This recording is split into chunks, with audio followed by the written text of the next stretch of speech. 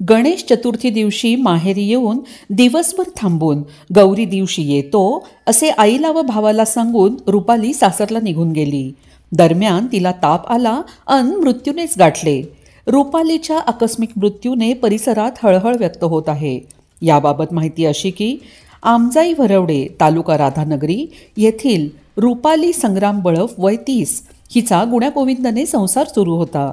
2 मुले घर सांभाळत ती पतीला व्यवसायात मदत करणारी रुपाली अत्यंत हुशार व शांत स्वभावाची होती.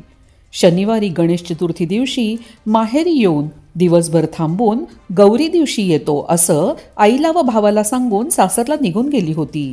दरम्यानच रविवारी सकाळी तिला ताप आला. गावात उपचार करूनही ताप कमी झाला नाही. त्यामुळे रविवारी रात्रीच तिला कोल्हापूर येथे उपचारासाठी दाखल केले. उपचार सुरू असतानाच सोमवारी सायंकाळी तिचा मृत्यू झाला. शेवटी गौरी आणायला ती माहेरला आलीच नाही. तिच्या आकस्मिक मृत्यूने कुटुंबियांनी केलेला आक्रोश मन हेलावून टाकणारा होता.